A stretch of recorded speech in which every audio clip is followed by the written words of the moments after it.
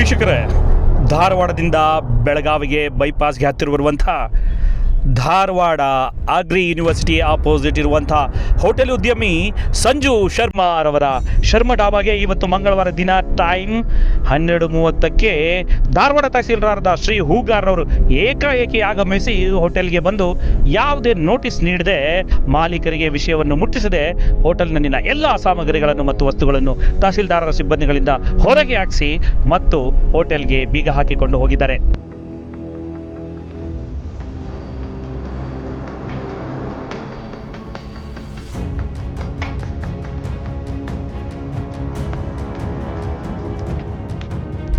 Hotel ಜಾಗಕ್ಕೆ ಸಂಬಂಧಪಟ್ಟಂತೆ case ಕೋರ್ಟ್ನಲ್ಲಿದ್ದರೂ ಮಾನ್ಯ ಹೈಕೋರ್ಟ್ ಸುಮಾರು 6 ತಿಂಗಳವರೆಗೆ ಕಾಯೋದಕ್ಕೆ ಹೇಳಿದರೂ ಸಹ ತಹಸೀಲ್ದಾರರು ಹೋಟೆಲ್ ಉದ್ಯಮಿಯಾದ ಸಂಜು ಶರ್ಮಾರವರಿಗೆ ಯಾವುದೇ ಒಂದು ನೋಟಿಸ್ ಕೊಡದೆ ಫೋನ್ ಕಾಲ್ ಕೂಡ ಮಾಡದೆ ಮಾನ್ಯ ಹೈಕೋರ್ಟಿನ ಆದೇಶಕ್ಕೂ ಕ್ಯಾರೇ ಅನ್ನದೇ ದುರ್ನಡತೆಯನ್ನ ತೋರಿದ್ದಾರೆ. ಈ ಘಟನೆಯಿಂದ ಮನನೊಂದ ಉದ್ಯಮಿ ಸಮುದಾಯ ಟಿವಿಯ ಮುಖಾಂತರ ತಮ್ಮ ಅಳಲನ್ನು ತೋಡಿಕೊಂಡಿದ್ದಾರೆ ಮತ್ತು ತಮ್ಮ ಮುಂದೆ ಹೈಕೋರ್ಟ್ನ ಮೊರೆ ಹೋಗುವುದಾಗಿಯೂ ತಿಳಿಸಿದ್ದಾರೆ.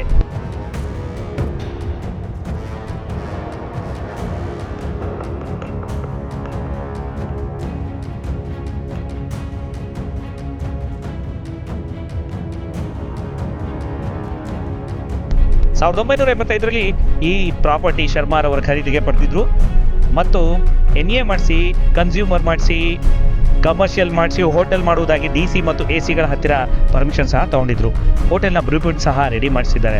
ಆದರೆ ಈಗ ಇದ್ದಕ್ಕಿದ್ದ ಹಾಗೆ ಈ ರೀತಿಯಾಗಿ ಯಾಕೆ ಬಳಕೆ ಮಾಡುತ್ತಿದ್ದಾರೆ, ಯಾವುದೋ ದುಡ್ಡಿನ ಆಸೆಗೆ ಇವರು ಹೀಗೆ ಮಾಡುತ್ತಿದ್ದಾರೆ ಎನ್ನುವುದು ಉದ್ಯಮಿದಾರರ ಒಂದು ಅಳಲು, ಹೇಳಿಕೆ, ದೂರು.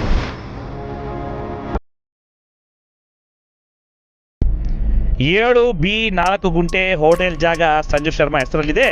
ಇದೇ ಜಾಗದ ಸಮಸ್ಯೆ ಇದು.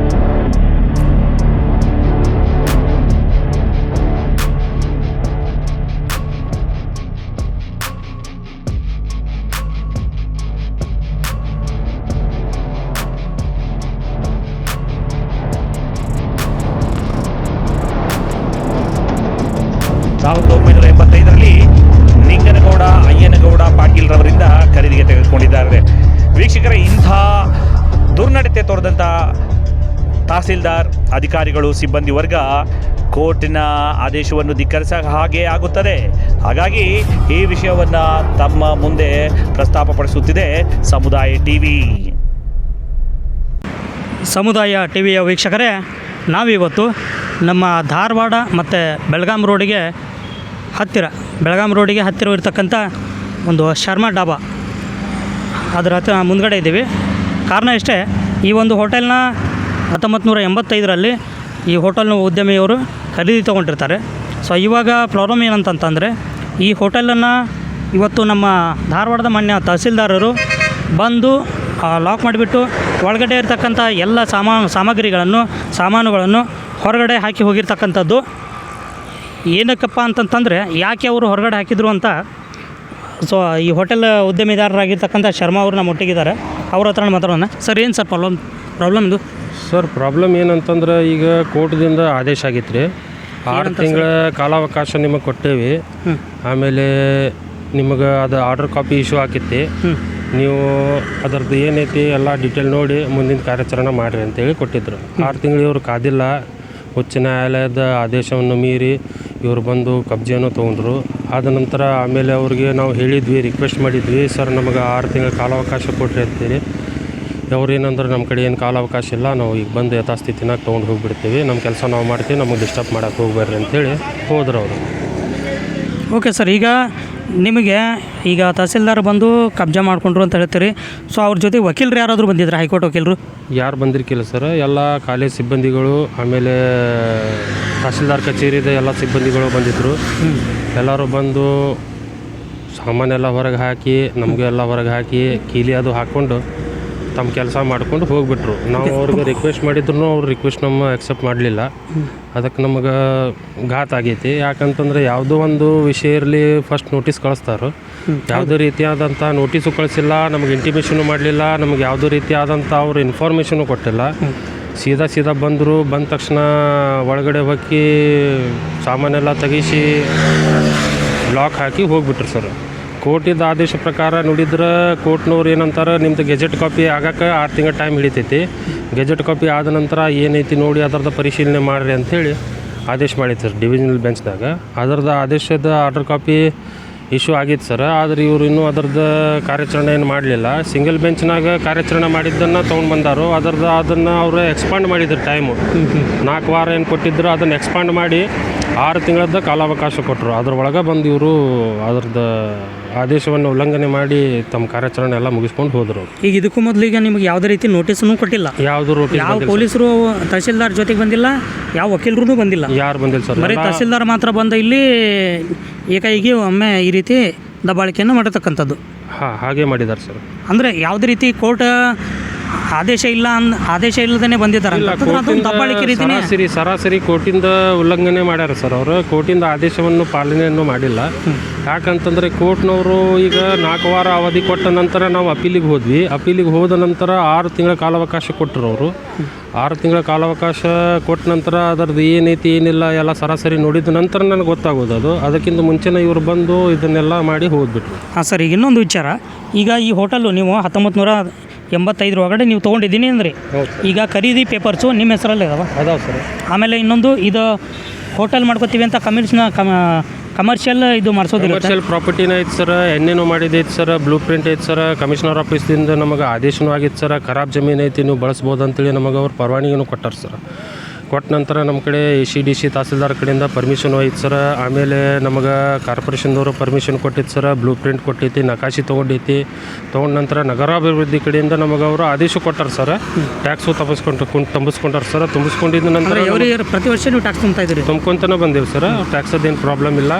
ಅವರು ಸಹಯೋಗ ಕೊಟ್ಟಾರ, ನಾವು ಅವ್ರಿಗೆ ಸಹಯೋಗ ಕೊಟ್ಟಿವಿ. ಸಹಯೋಗದ್ದೇನು ಪ್ರಾಬ್ಲಮ್ ಇಲ್ಲ. ಅವ್ರು ಹೆಂಗೆ ಹೇಳ್ತಾರೆ ಅದರ ಪ್ರಕಾರ ನಾವು ನಡ್ಕೊಂಡು ಬಂದೀವಿ. ಎಷ್ಟು ಜಾಗ ಬಿಡಬೇಕು, ಏನು ಬಿಡಬೇಕು, ಪಾರ್ಕಿಂಗ್, ಬಫರ್ ಅವು ಎಲ್ಲ ಅಂತ ಹೇಳಿದ್ದು ಅದರ ಪ್ರಕಾರನ ಬಿಲ್ಡಿಂಗ್ ಸ್ಟ್ರಕ್ಚರ್ ಮಾಡಿ ನಾವು ನಿಲ್ಸಿದ್ವಿ ಸರ್. ಆದ ನಂತರ ಇವರು ಬಂದು ದಬ್ಬಾಳಿಕೆ ಮಾಡಿ ಮಾಡ್ಕೊಂಡು ಹೋದ್ರು ಸರ್. ಓಕೆ. ಈಗ ನಿಮ್ಮ ನಿಲುವೇನು? ಈಗ ಇಷ್ಟೆಲ್ಲ ಆಯಿತು. ಸೊ ಈಗ ನಿಮಗೆ ಈಗ ಈ ರೀತಿ ಅನ್ಯಾಯ ಎಲ್ಲ ಆಗೈತಿ ಈಗ, ಹೌದಾ? ಈಗ ನಿಮ್ಮ ನಿಲುವೇನು? ನಿಮಗೇನು ಆಗಬೇಕಾಗಿದೆ ಈಗ? ಸರ್, ಕೋರ್ಟ್ನವರು ಯಾರಿಗೂ ಆಗಲಿ ಎಂಥವ ಇರಲಿ ಸರ್, ಅವರು ರಿಲೀಫ್ ಕೊಡ್ತಾರೆ. ಏನೈತೆ ತನಿಖೆಯನ್ನು ಮಾಡಲಿ ಅಂತೇಳಿ ಅವರು ಅವಕಾಶವನ್ನು ಕೊಡ್ತಾರೆ ಸರ್. ತನಿಖೆಯನ್ನು ಮೀರಿ ಇವ್ರು ಹೋಗ್ಯಾರ ಅಂತಂದ್ರೆ ಮತ್ತು ಕೋರ್ಟಿಂದ ಸರಾಸರಿ ಉಲ್ಲಂಘನೆಯನ್ನು ಮಾಡ್ದಂಗೆ ಆಯ್ತು ಸರ್. ಯಾಕಂತಂದ್ರೆ ಕೋರ್ಟ್ನವ್ರದ್ದು ಆದೇಶ ಕೇಳಲಿಲ್ಲ ಅಂತಂದ್ರೆ ಮತ್ತು ನಮ್ಮಂಥವ್ರದ್ದು ಯಾರು ಕೇಳ್ತಾರೆ ರೀ? ಕೋರ್ಟ್ ಅಂದ್ರೆ ಅದು ಸರ್ವೋಚ್ಚ ನ್ಯಾಯಾಲಯ ಸರ್. ಉಚ್ಚ ನ್ಯಾಯಾಲಯದ ಆದೇಶವನ್ನು ಕೇಳಲಿಲ್ಲ ಅಂತಂದ್ರೆ ನಮ್ದು ಎಲ್ಲ ಕೇಳ್ತಾರೆ ಸರ್. ಸಾಮಾನ್ಯವಾದ ಸಾಧಾರಣ ಜನ ರೀ ನಾವು. ಈಗ ಮಾನ್ಯ ತಹಸೀಲ್ದಾರ್ ಅವರು ಇದನ್ನು ಕಬ್ಜಾ ತೊಗೊಂಡ್ರು ಅಂತ ಹೇಳಿದ್ರಿ. ಈಗ ನೀವು ಯಾವ ಕಾರಣಕ್ಕಾಗಿ ತೊಗೊಂಡ್ರು ಅವರು, ಯಾವ ಉದ್ದೇಶಕ್ಕಾಗಿ? ಯಾಕಂದರೆ ಪೇಪರ್ಸ್ ಎಲ್ಲ ನಿಮ್ಮ ಹೆಸರೊಳಗೆ ಇರ್ತಕ್ಕಂಥವು. ಆಮೇಲೆ ಕಮರ್ಷಿಯಲ್ ಹೋಟೆಲ್ಲು ಕೂಡ ಈಗ ನಿಮ್ಮ ಹೆಸರ ಮೇಲೆ ಈಗ ಮಾಡ್ತಾ ಇರ್ತಕ್ಕಂಥದ್ದು. ನೀವು ಇದನ್ನು ಅವ್ರು ಯಾವ ರೀತಿ ಕಬ್ಜಾ ತೊಗೊಂಡ್ರು ಅನ್ನೋದು? ಈಗ ಅವ್ರು ಏನಂತಾರೆ ಸರ್, ಕೋರ್ಟ್ದಿಂದ ಆದೇಶ ಬಂದಿತ್ತು, ನಾವು ಕಬ್ಜಾ ತೊಗೊಂಡಿವಿ. ನಾವು ಹೇಳತ್ತೀವಿ ಸರ್, ಕೋರ್ಟ್ದಿಂದ ಆದೇಶ ಬಂದಿತ್ತು ಅಂದ್ರೆ 6 ತಿಂಗಳ ಕಾಲಾವಕಾಶ ಕೊಟ್ಟಿತ್ತು ಸರ್. ಮತ್ತು ಅದ್ರ ಪೇಪರ್ಸ್ ತೋರಿಸಂತಂದ್ರೆ ಪೇಪರ್ಸ್ ತಂದು ತೋರಿಸೋ ಮಟ್ಟ ಅಂತಂದ್ರೆ ಇವ್ರು ತೊಗೊಂಡು ಹೋಗ್ಬಿಟ್ರು ಸರ್. ಓಕೆ. ಅಂದರೆ ಬರೋ ಮಟ್ಟ ಕಾಯಬೇಕಾಗಿತ್ತು. ಈಗ ನಿಮ್ಗೆ ಬೇಕಂತಂದ್ರೆ ಜಾಗ ಎಲ್ಲಿ ಹೊಂಟಿಲ್ಲ, ಅದೇನು ಇಮ್ಮೂವೇಬಲ್ ಪ್ರಾಪರ್ಟಿ ಸರ್. ಮೂವ್ ಆಗೋದಲ್ಲ ಪ್ರಾಪರ್ಟಿ ಅದು. ಏನಪ್ಪ ಗಾಡಿ ಐತಿ ತೊಗೊಂಡು ಹೋಗಾಕ, ಅಡ್ಡಾಡಕ್ಕೆ, ಎಲ್ಲರೂ ಮುಚ್ಚಿಡೋಂಥ ಪ್ರಾಪರ್ಟಿ ಅಲ್ಲ ಸರ್, ಕಾಣುವಂಥ ಪ್ರಾಪರ್ಟಿ. ಇವತ್ತಿಂದಲ್ಲ, ಎಷ್ಟೋ ವರ್ಷಗಳಾಯಿತು. ಅಂದರೆ ನಿಮ್ಮ ತಲೆಮಾರಿ ಹೋದ್ವು ರೀ ನಮ್ಮ. ಆದರೂ ನಮ್ಮ ಜಾಗ ಇಲ್ಲೇ ಐತಿ, ಇಲ್ಲೇ ಮಾಡ್ಕೊಂಡು ಬಂದೀವಿ, ಇಲ್ಲೇ ನಡ್ಕೊತಾನೆ ಐತಿ. ಯಾರು ತಲೆಮಾರಿ ಅಂತಂದ್ರೆ ಇಡೀ ಧಾರವಾಡ ಮಂದಿಗೆ ಗೊತ್ತೈತಿ ಶರ್ಮಾ ಡಾಬಾ ಇಲ್ಲೇ ಐತೆ ಅಂತೇಳಿ. ಆದರೂ ಇವ್ರು ಈ ಥರ ಉಲ್ಲಂಘನೆ ಮಾಡ್ತಾರಂತಂದ್ರೆ ಸರಿ ಅನ್ಸಂಗಿಲ್ಲ ಸರ್. ಮತ್ತು ನಮಗೆ ಸೈನ್ ಮಾಡ ಅಂಥೇಳಿ ದಬ್ಬಾಳಿಕೆ ಮಾಡಿದ್ರೆ ಮಾಡಂಗಿಲ್ಲ ಸರ್. ತಾವಾಗಿ ಬಂದ್ರಿ, ತಾವಾಗಿ ತೊಗೊಂಡ್ರಿ, ತಾವಾಗಿ ಎಲ್ಲ ಹೊರಗೆ ಹಾಕಿದ್ರಿ. ಎಲ್ಲ ವಿಡಿಯೋ ರೆಕಾರ್ಡಿಂಗು ನಿಮ್ಮ ಹತ್ರನೂ ಐತಿ ಸರ್. ನೀವು ಎಲ್ಲ ಕಾರ್ಯಾಚರಣೆ ಮಾಡಿರಿ. ಮತ್ತು ಸೈನ್ ಮಾಡೋವಂಥದ್ದು ನಮ್ದು ಅದನ್ನ ಅವಶ್ಯಕತೆ ಇಲ್ಲ. ನಮಗೆ ನೀವು ನೋಟಿಸು ಕಳಿಸಿಲ್ಲ, ಇನ್ಫಾರ್ಮೇಷನು ಕಳಿಸಿಲ್ಲ ಅಂತೇಳಿ ನಾವು ಅವ್ರಿಗೆ ಹೇಳಿದಾಯಿತು. ಎಸ್. ಆಮೇಲೆ ಇನ್ನೊಂದು ನಾನು ಇನ್ನೊಂದು ಸಲ ಕೇಳ್ತೇನೆ ನಿಮಗೆ ಈ ಕ್ವಶನ್ನು. ಈಗ ತಹಸೀಲ್ದಾರ್ ಸಾಹೇಬರು ಮತ್ತು ಅವರ ಆಫೀಸ್ ಸಿಬ್ಬಂದಿಗಳು ಬಂದು ಒಳಗಡೆ ಇರ್ತಕ್ಕಂಥ ಎಲ್ಲ ಮೆಟೀರಿಯಲ್ನು ಹೊರಗೆ ಹಾಕಿ ಅವ್ರು ತಹಸೀಲ್ದಾರರೇ ಚಾವಿ ಹಾಕಿ ತೊಗೊಂಡೋಗಿರುವಂಥದ್ದು, ಹೌದಾ? ಅಂದರೆ ಇಲ್ಲಿ ಯಾವುದೇ ರೀತಿ ಪೊಲೀಸ್ ಅಧಿಕಾರಿಗಳು ಬಂದಿಲ್ಲ. ಇಲ್ಲ ಸರ್. ಆಮೇಲೆ ಇನ್ನೊಂದು ಹೈಕೋರ್ಟಿಂದ ಸಂಬಂಧಪಟ್ಟಂಥ ಯಾವುದೇ ವಕೀಲರಾಗಲಿ, ಅಡ್ವೊಕೇಟ್ ಆಗಲಿ ಯಾರೂ ಬಂದಿಲ್ಲ. ಇಲ್ಲ ಸರ್. ಬರೀ ಓನ್ಲಿ ತಹಸೀಲ್ದಾರರು ಬಂದು ಮಾತ್ರ ಇದನ್ನು ಈ ರೀತಿ ಮಾಡಿರ್ತಕ್ಕಂಥದ್ದು. ಯಾಕಂದ್ರೆ ಅವರು ಒಂದು ರೀತಿಯಿಂದ ನ್ಯಾಯಾಧೀಶರು ಅಂಥೇಳಿ ಒಂದು ಆರ್ಟಿಕಲ್ ಬರ್ತೈತೆ ಸರ್, ತಹಸೀಲ್ದಾರ್ ಅಂತೇಳಿ. ಅಂತಂದ್ರೆ ಈಗ ನ್ಯಾಯಾಧೀಶರು ಅಂತಂದ್ರೆ ಈಗ ಉಚ್ಚ ನ್ಯಾಯಾಲಯ ಅವ್ರಿಗಿಂತ ಮೇಲ್ಪಟ್ಟಂಥ ಗಣ್ಯ ವ್ಯಕ್ತಿಗಳು ಇರ್ತಾರೆ ಅಲ್ಲಿ. ಅವರ ಆದೇಶ ಡಿವಿಷನಲ್ ಬೆಂಚ್ ಅಂದರೆ 2 ಜಡ್ಜ್ ನಂತರ ಮಧ್ಯದಾಗ ಆಗುವಂಥ ವಿಷಯದಾಗ ಇವರು ಉಲ್ಲಂಘನೆ ಮಾಡ್ತಾರಂತಂದ್ರೆ ಇವ್ರು ಏನು ಗೊತ್ತಾಗಿಲ್ಲ ನನಗೆ, ಯಾವ ರೀತಿ ಯಾರು ಪ್ರೆಷರ್ನಾಗ ಬಂದು ಏನು ಮಾಡತ್ತಾರಂತೇಳಿ. ಆದರೆ ಇದು ವಿದೌಟ್ ನೋಟಿಫಿಕೇಷನ್ ಕಳಿಸ್ಲಾರ್ದಂಗೆ ಇಂಥವೆಲ್ಲ ಮಾಡಿದ್ದು ತಪ್ಪು ಅಂತೇಳಿ ನಾನು ಅನ್ನಿಸ್ತೀನಿ ಸರ್. ಅಲ್ಲಲ್ಲ, ಈಗ ಅವರು ವಿತೌಟ್ ನೋಟಿಸ್ ಕಳ್ಸೋಕ್ಕೆ ಈಗ ಅವ್ರು ನೋಟಿಸ್ ಕಳಿಸಿ ಏನು ಮಾಡೋರು ಇದ್ದಾರೆ, ಅವ್ರಂತ ಜಾಗ ಅವ್ರಿಗೆ ತೊಗೊಳತ್ತಾರೆ ಇದೆ. ಈಗ ಜಾಗ ಅಂತಂದ್ರೆ ಸಿಂಗಲ್ ಬೆಂಚ್ನಾಗ ಆರ್ಡರ್ ಪ್ರಕಾರ ಹೊಂಟಾರಿ sir. Single bench order double ಬೆಂಚ್ನಾಗ ಬಂದಿದ್ದು ಇವ್ರಿಗೆ ಗೊತ್ತಾಗಿಲ್ಲ ಸರ್. ಇನ್ನೂ ಸಿಂಗಲ್ ಬೆಂಚ್ ಆರ್ಡರ್ಸ್ ಪ್ರಕಾರನ ಹೊಂಟಾರಿ ಸರ್. ಡಬಲ್ ಬೆಂಚ್ನಾಗ 6 ತಿಂಗಳ ಕಾಲಾವಕಾಶ ಕೊಟ್ಟಿದ್ದನ್ನು ಇವ್ರಿಗೆ ಗೊತ್ತಾಗವಲ್ತೆ. ಓಕೆ, ಜಾಗ ಈಗ ನಿಮ್ಮ ಹೆಸರೊಳಗದೇ ಇದೆ, ಇನ್ನೂ ಮಟನೂ ನಮ್ಮ ಹೆಸರಿನಾಗ ಐತೆ ಸರ್. ಇದ್ರ ಮೇಲೆ ಯಾಕೆ ಅವ್ರು ಈ ರೀತಿ ದಬ್ಬಾಳಿಕೆಯನ್ನು ಮಾಡಿರ್ತಕ್ಕಂಥ ಏನು ಬಿಲ್ಡಿಂಗ್ ಐತಿ, ಎಣ್ಣೆ ಪ್ರಾಪರ್ಟಿ ಐತಿ, ಕಟ್ಸಿದ್ದೈತಿ, ಏನು ಪ್ರಾಬ್ಲಮ್ ಇಲ್ಲ, ತೊಗೋಬೋದು ಅಂತೇಳಿ ಅವ್ರದ್ದು ಏನಾದ್ರು ಉದ್ದೇಶ ಇರ್ಬೇಕು ಸರ್ ಒಳದ್ದು. ಯಾರು ತೊಗೋಬೇಕಂತ? ಈಗ ಅವ್ರದ್ದು ಅಗ್ರಿ ಕಾಲೇಜದವ್ರದ್ದು ಎಲ್ಲ ಸಿಬ್ಬಂದಿಗಳ ಮೇಲೆ ಕಂಡೈತ್ರಿ ಅದು ಪ್ರಾಪರ್ಟಿ ಮ್ಯಾಗ. ಅವರು ಈಗ ಪ್ರಾಪರ್ಟಿ ಐತಿ ಮತ್ತು ಏನಾರು ಒಂದು ಮಾಡ್ಕೊಂಡು ಹೋಗೋಣ ಅಂತೇಳಿ ಅವ್ರದ್ದು ಉದ್ದೇಶದಿಂದ ಎಷ್ಟು ಲಘು ಆಕೈತಿ ಅಷ್ಟೇ ನಾವು ಕಬ್ಜಾ ತೊಗೊಂಡು ಇವ್ರು ಸರ್ಸ್ಬಿಡೋಣ ಅಂತೇಳಿ. ಇದು ಈಗ ಅಕ್ವಿಸಿಷನ್ ಪ್ರೊಸೀಡಿಂಗ್ಸ್ ಪ್ರಕಾರ ನೋಡಿದ್ರೆ ಯಾವುದೋ ಒಂದು ಅಕ್ವಿಸಿಷನ್ ಪ್ರೊಸೀಡಿಂಗ್ಸ್ ಆಗಲಿ ಸರ್, ಜಾಗ ತೊಗೊಂಡು ಅಮೌಂಟ್ ಸ್ಯಾಂಕ್ಷನ್ ಮಾಡ್ತಾರೆ ಸರ್. ಎಲ್ಲರಿಗೂ ಗೊತ್ತೈತಿ, ನಿಮಗೂ ಗೊತ್ತೈತಿ. ನಿಮ್ಮದು ಹೊಲ ಮನೆ ಇತ್ತಂತಂದ್ರೆ ಯಾರೂ ತೊಗೊಳ್ಳಿ, ಸರ್ಕಾರ ಆಗಲಿ ಸರ್ಕಾರ ಇಲ್ಲದ ವ್ಯಕ್ತಿ ಆಗಲಿ ತೊಗೊಳಕತ್ತಾನಂತಂದ್ರೆ ದುಡ್ಡು ಕೊಟ್ಟು ತೊಗೋಬೇಕಂತೇಳಿ ಆದೇಶ ಆಗಿರ್ತಾವ್ರಿ. ಇವರು ಅದೂ ಇಲ್ಲ ಇದೂ ಇಲ್ಲ ಅಂಥೇಳಿ ನಾವು ಕಬ್ಜಾ ತೊಗೊಂಡೀವಿ ಅಂತ ಅನ್ಕೊಂತ ಕಬ್ಜಾನ ತೋರಿಸ್ಬಿಟ್ರಿ. ಅವ್ರು ತೊಗೊಂಡು ನ್ಯಾಯಾಲಯದ ಆದೇಶನ ಮೀರಿ ತೊಗೊಂಡ್ಬಿಟ್ರಿ. ಯಾಕಂತಂದ್ರೆ ಈಗ ಇದ್ರದ್ದು ಕಂಪನ್ಸೇಷನ್ ಅಮೌಂಟು ಬಂದಿಲ್ಲ, 1ನೇದ್ದು ಪೊಲೀಸ್ ಸೆಕ್ಯೂರಿಟಿನೂ ಬಂದಿಲ್ಲ, 2ನೇದ್ದು 3ನೇದ್ದು ಸೀದಾ ಬಂದು ದಬ್ಬಾಳಿಕೆ ಮಾಡಿ ಪ್ರಾಪರ್ಟಿನ ಸೀಸ್ ಮಾಡಿ ಹೋಗ್ಬಿಟ್ರಿ. ಓಕೆ, ಈಗ ನಿಮ್ಗೆ ಆಗಬೇಕಾಗಿರೋದು ಮಾನ್ಯ ಹೈಕೋರ್ಟಿನ ಯಾವುದೇ ರೀತಿ ಆದೇಶ ಇಲ್ಲದೇ ಇವರು ಈ ರೀತಿ ಮಾಡಿರೋದ್ರಿಂದಾಗಿ ನಿಮಗೆ ಹೈಕೋರ್ಟಿಂದ ಸರಿಯಾಗಿ ನ್ಯಾಯ ಒದಗಿಸ್ಕೊಡ್ಬೇಕು ಅಂತ ನೀವು ಕೇಳ್ಕೊತಾ ಇದ್ದೀರಿ. ನ್ಯಾಯಾಧೀಶರ ಹತ್ರ ವಿನಂತಿ ಮಾಡ್ಕೊತಾ ಇದ್ದೀರಿ. ಇದ್ದಿದ್ದ ಹೈಕೋರ್ಟ್ ಆರ್ಡರ್ಸನ್ನು ಇವರು ಮೀರಿ ಹೋಗ್ಯಾರಂತಂದ್ರೆ ಮತ್ತೆ ನ್ಯಾಯಾಧೀಶದವ್ರ ಬಾಗ್ಲವನ್ನು ತಟ್ಟಬೇಕು ಸರ್ ನಾವು. ಯಾಕಂತಂದ್ರೆ ನಿಮ್ದು ಆದೇಶ ಕೇಳಾಗತ್ತಿಲ್ಲ ಅಂತಂದ್ರೆ ಮತ್ತೆ ನಮ್ಮಂಥವ್ರದ್ದು ಎಲ್ಲಿ ಕೇಳ್ತಾರೆ, ನಮ್ದು ಮಾತಾ ಕೇಳಂಗಿಲ್ಲ. ನ್ಯಾಯಾಧೀಶರ ಆದೇಶವನ್ನು ಕೇಳತ್ತಿಲ್ಲ, ಉಲ್ಲಂಘನೆ ಮಾಡತ್ತಾರ ಅಂತಂದ್ರೆ ಮತ್ತೆ ನಾವು ಎಲ್ಲಿ ಬರ್ತೇವೆ? ಅಂದರೆ ಯಾವುದೇ ಆದೇಶನೂ ಇಲ್ಲದೆ ಇವ್ರು ಈ ರೀತಿ ಮಾಡಿರೋದು ಅದು ಕಾನೂನು ಉಲ್ಲಂಘನೆಯೂ ಆಗುತ್ತೆ ಮತ್ತು ಒಂದು ರೀತಿ ದಬ್ಬಾಳಿಕೆ ಅಂತಲೂ ಅನ್ನಿಸ್ಕೊಳ್ಳುತ್ತದು. ಅಂದರೆ ಇವಾಗ ನೀವು ಹೇಳ್ತಾ ಇರೋದು ಈಗ ಅಗ್ರಿ ಯೂನಿವರ್ಸಿಟಿ ಅವರು ಕಣ್ಣು ಬಿದ್ದಿದೆ ಅಂತ ಹೇಳಿದ್ರಿ ನೀವು. ಅವರು ದಬ್ಬಾಳಿಕೆ ಮುಖಾಂತರ ಈ ಜಾಗವನ್ನು ಕಬ್ಜಾ ಮಾಡ್ಕೋಬೇಕನ್ನೋ ಉದ್ದೇಶದಿಂದಾಗಿ ಮಾಡ್ತಾ ಇದ್ದಾರೆ ಅನ್ನೋದು ನಿಮ್ಮ ಆರೋಪ. ಹೌದು ಸರ್, ಎಲ್ಲ ಅಗ್ರಿ ಡಿಪಾರ್ಟ್ಮೆಂಟ್ ಎಲ್ಲ ಆಫೀಸರ್ಸು ಬಂದಿದ್ದರು. ಎಸ್ಟೇಟ್ ಆಫೀಸರ್ ಆಯಿತು, ರಿಜಿಸ್ಟ್ರಾರ್ಡ್ ಆಯಿತು, VCA ಚೇಂಬರ್ದವ್ರು ಎಲ್ಲರೂ ಆಯಿತು, ಆಮೇಲೆ ಎಲ್ಲ ಹೊರಗಿನ ಕೆಲಸ ಮಾಡೋರು ಆಯಿತು, ಎಲ್ಲರೂ ಬಂದು ತೊಗೊಂಡು ಎಲ್ಲ ಖಾಲಿ ಮಾಡಿ ಹೋದ್ರು ಸರ್. ಓಕೆ, ನಾವೂ ಕೂಡ ಸಮುದಾಯ ಟಿವಿಯಿಂದ ಮಾನ್ಯ ಹೈಕೋರ್ಟಿನ ನ್ಯಾಯಾಧೀಶರ ಹತ್ರ ಮನವಿಯನ್ನು ಮಾಡ್ಕೋತೀವಿ. ಇಲ್ಲಿ ಏನಾಗಿದೆ ಅಂತಂತಂದರೆ ಜಾಗನೂ ಇವ್ರ ಹೆಸರಲ್ಲಿದೆ, ಹೋಟೆಲು ಇವ್ರ ಹೆಸರಲ್ಲಿದೆ. ಸೊ ಈಗ ಇಲ್ಲಿ ಅಗ್ರಿ ಯೂನಿವರ್ಸಿಟಿಯ ಅಧಿಕಾರಿಗಳು, ಧಾರವಾಡ ಅಗ್ರಿ ಯೂನಿವರ್ಸಿಟಿಯ ಅಧಿಕಾರಿಗಳು ಈ ಜಾಗವನ್ನು ಈಗ ಇಲ್ಲಿ ಮುಂದ್ಗಡೆನೇ ಇದೆ, ನಮಗೆ ಕೈಗೆಟುಕುವಂಥ ಜಾಗದಲ್ಲಿದೆ ಅಂತ ಅಂದ್ಬಿಟ್ಟು ಇದನ್ನು ಹೇಗಾದರೂ ಮಾಡಿ ಕಬ್ಜಾ ಮಾಡ್ಕೋಬೇಕು ಅನ್ನೋ ಒಂದು ದುರುದ್ದೇಶದಿಂದ ಪಾಪ ಇವರಿಗೆ ಈ ಶರ್ಮಾ ಅಂತಕ್ಕಂಥ ಮಾಲೀಕರಿಗೆ ಸುಮ್ಮನೆ ಈ ರೀತಿ ತೊಂದರೆಗಳನ್ನ ಕೊಡ್ತಾ ಇರ್ತಕ್ಕಂಥದ್ದು. ಜೊತೆಗೆ ಇನ್ನೊಂದು ಏನಪ್ಪ ಅಂತಂತಂದರೆ ಇವರು ಕೋರ್ಟ್ ಮುಖಾಂತರ ಕಾನೂನು ಮುಖಾಂತರ ಹೋಗಿ ಅಪೀಲನ್ನು ಹಾಕಿದ್ರೂ ಕೂಡ ಅಪೀಲಲ್ಲಿ ಸುಮಾರು 6 ತಿಂಗಳ ಕಾಲಾವಕಾಶವನ್ನು ಕೊಟ್ಟಿರ್ತಾರೆ.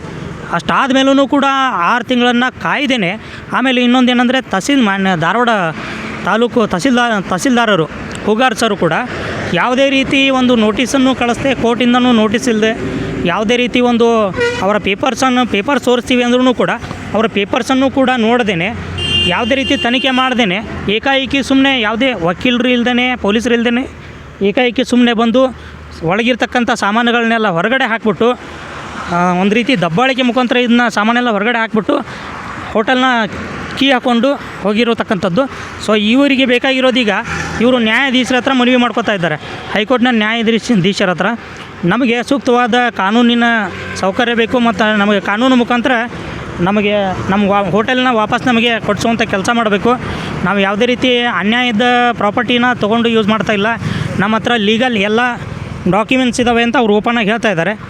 ಸೊ ಕಾದು ನೋಡೋಣ ಮುಂದೆ ಏನಾಗುತ್ತೆ ಅಂತ. ಈಗ ಮಾನ್ಯ ತಹಸೀಲ್ದಾರರು ಏನು ಹೇಳ್ತಾರೆ, ಆಮೇಲೆ ಕೋರ್ಟಲ್ಲಿ ಏನು ಹೇಳ್ತಾರೆ ಅದನ್ನು ಅದ್ರ ಮುಖಾಂತರ ಹೋಗಿ ನೋಡಿ ವೀಕ್ಷಕರಿಗೆ ತಿಳಿಸುವಂಥ ಕೆಲಸವನ್ನು ಸಮುದಾಯ ಟಿವಿ ಮಾಡುತ್ತೆ. ಓಕೆ, ಥ್ಯಾಂಕ್ ಯು, ಧನ್ಯವಾದ.